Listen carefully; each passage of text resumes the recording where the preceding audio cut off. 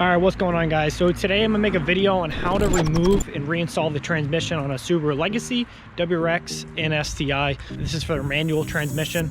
Whether it's an automatic or a standard, the process is very similar. On the manuals, it's slightly different, but today in this video, I'll show you how to do that. This is my buddy's Subaru Legacy that he dropped off. I'm gonna be putting a new throwout bearing in it. That means I'm gonna have to pull the trans out, put the new bearing on, and then throw it back in there. So I figured I'd film the process of it.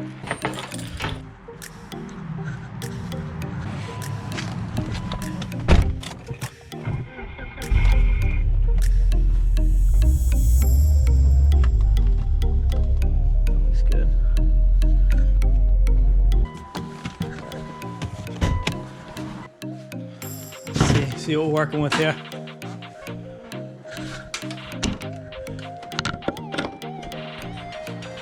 All right, I'll get this thing jacked up, throw it on some jack stands, and get started.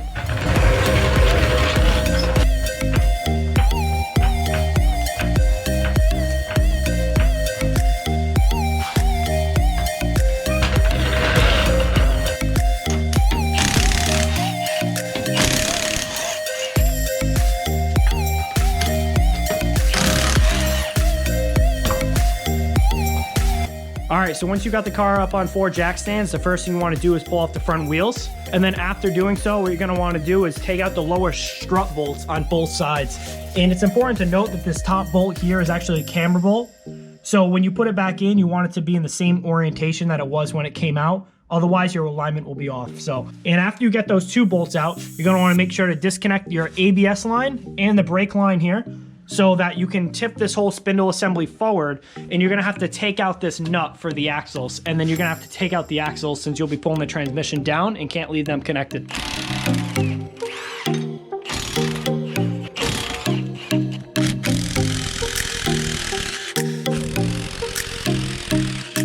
All right, so as soon as you get out this lower bolt here, and you have these lines disconnected, and spindle assembly will fall down. Now what you want to do is go under there and you want to pop out the axle. It pops out pretty easily. There's no clips or anything. Oh, just like that, almost effortlessly. And it would be a good idea to drain the trans fluid first. After you popped out the axles, you can go ahead and just pull them out, just like this. And you're just gonna repeat that same step for the other side, and then I'll show you what to do next. All right, so I got both axle assemblies set off to the side. So now what you're gonna wanna do is take out the drive shaft. Center bearing here, what you're gonna wanna do is take out your downpipe, which means now you have to go back up to the front. We're gonna have to pull off this top mount intercooler to allow us to access these bolts to the turbo. So I'll go ahead and get this pulled off. And just keep in mind, this car has an aftermarket top mount intercooler and blow off valve here. So yours may look slightly different. Instead of having this rubber silicone hose, your intercooler is gonna bolt directly to the turbo, and there's gonna be 2, I believe, 10mm bolts that go into the turbo itself. And you just wanna be careful not to break those, because if you break those heads or break them when tightening them, you're gonna have to drill and tap out the holes on the turbo, and that's not fun. You may even have to remove it after you do that. So like I said, just be careful that you don't do that. But on this car, we don't have to worry about that. So I'm just gonna disconnect these silicone hoses here. All right, so I disconnected this large silicone boot here, disconnected the recirculating valve, disconnected this large boot here, and it's good to come off now. All right, so the next step is to get the bolts off your downpipe. I already went ahead and got all of them out. There's a total of 5. This car has an aftermarket turbo, but if you still have the stock turbo, you're actually gonna have a heat shield over this. So you're gonna have to take that out before going ahead and doing any other steps. After you get those 5 bolts out, you wanna come on down to the bottom of the downpipe. You want to disconnect the O2 sensor or the oxygen sensor so you don't rip the wire out. And then you wanna take out the 2 bolts that hold the mid pipe to your downpipe. And then from there, you're good to pull it out.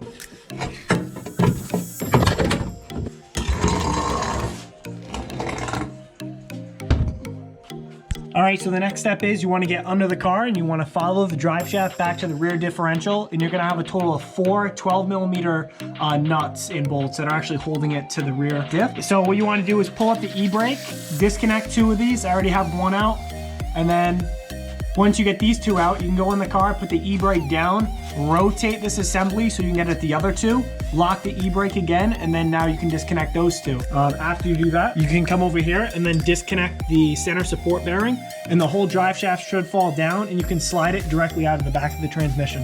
All right, so once you got the drive shaft out, you can come to the inside of the car, and what you're gonna wanna do is pull apart your center console, whether it's a WRX or a Legacy or an STI, they're all pretty much the same thing.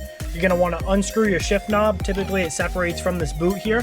And then you wanna pull up on the center console trim. Once you pull this up, you can disconnect your cigarette lighter. That's probably gonna be connected right there. And then you're gonna have 4 bolts that hold this whole assembly in. Disconnect all 4 of these gold bolts. There's one there, another one there, another one there, and there. There's 4. All right, so I ended up getting the shifter dropped out of it. Before doing anything up here, I'd recommend disconnecting the battery terminal. You can disconnect the negative, set it off to the side, just because you're gonna be disconnecting the starter, which is gonna have a positive terminal going to it. So just in case, if anyone ever goes in it, turns the key, anything like that, you don't want there to be any power in the vehicle. So I definitely recommend disconnecting that. So after you disconnect the battery, you can come over and you're gonna want to start the pitch stop mount. So you wanna disconnect that. You can disconnect it from both the firewall and the transmission, just so it's out of the way for when you're trying to get it in and out. Also, this is the slave cylinder. So this is what pushes the clutch fork, which is engages and disengages the clutch to make you go. So you're gonna wanna disconnect that. There's just 2 14mm bolts that go directly into the transmission housing. So you wanna disconnect that. You can set it off to the side. If you want, you can zip it up to the firewall out of the way so it's not dangling. You're gonna wanna disconnect any plugs that are kind of in the way too. You got, I think, a gray and blue connector that goes down near the transmission. And then from there, you can start disconnecting the bell housing bolts. All right, so after you do that, you can come over to the top of the engine bay. And this is when you can, I would say first, remove the starter. That's what I did. You're gonna have 2, those are 2 of the longest bell housing bolts. And then you're gonna have another one near the turbo. You're gonna have another 2 on the sides of the transmission, each side. And then at the bottom, right where the axles go into the transmission, there's gonna be 2 nuts, which are both 14mm. All of the bell housing bolts are 14mm as well. If you have a WRX or an STI, this clutch fork is actually gonna pivot on a inch in diameter pin that goes through the transmission. So you're gonna have a large Allen key bolt, Allen key bolt kinda, that goes into the side. You'll see exactly what I mean on your WRX or your STI. So you wanna remove that large Allen key. And after you do that, a trick is you can take one of the timing cover bolts, take that out, put it into the pin that's inside of your tranny housing here, and you can thread it in, and then you can just grab that bolt with your fingers and pull it out, and it's actually gonna slide the 1-inch pin out. It's about maybe 8 inches long. And as soon as you take that whole pin out, this clutch fork will be completely free. And then that will allow you to separate the engine and transmission. If you don't do this step, you will not be able to separate it. All right, so once you get the transmission out, you can go ahead and get your replacement, or after you put your new clutch on, whatever the reason for why you're pulling your tranny, you can go ahead and do that. Then when you're ready to put new transmission back in, I highly recommend you replace a throwout bearing. So if you have a WRX or an STI, it's gonna be slightly different than these Legacies. These Legacies use this clutch fork style where it actually pivots on this pivot ball mount. And these clutch forks are known to break. So if yours isn't broken, I definitely replace it. This tranny was already pulled about a few thousand miles ago, so this is brand new. So when you go to replace this bearing, I recommend you grease this ball mount here and put a lot of grease there, because that's metal on metal contact. And when you're all done, you're gonna stick it up inside the hole there. It's gonna clip on it just like that. So that's gonna clip on the pivot ball mount. Then you take your bearing, you wanna grease all around this shaft. You can set this on, and then you're just gonna put the fork into these 2 slots on the throwout bearing, and then this fork will be able to control this bearing. So I'm gonna go ahead and do that now. All right, so once you're done with that, this is what it's gonna look like. You're gonna have the clutch fork in, you're gonna have the bearing on, and when you move the fork, this is what actually pushes on the pressure plate, which will disengage and engage your clutch. Now what I'm gonna do is get this thing back onto the car, lift it up, and then put it in. It's kind of hard to film this by myself, so I'm just gonna get it up with some jacks, get under there, and then once I get ready to put the bell housing bolts back on, I'll pick up on the video. All right, so I ended up getting the transmission in. which was kind of a bitch to do it by myself. So I had some other people help me. And after you go ahead and do that, you can just start putting everything back up in reverse order. You can go ahead and put the shift linkage in, and then you want to do the drive shaft so it's not in the way as you're trying to put the shift linkage in. And then from there, you can go ahead and put the exhaust on, put the axles in. And at this point, it doesn't really matter which order you go in. You can go ahead and put everything back on. I would recommend doing the exhaust as the last step and then go ahead and do the intercooler. But other than that, you can just basically do all these steps in reverse and then you're pretty much done. All right, thanks for watching.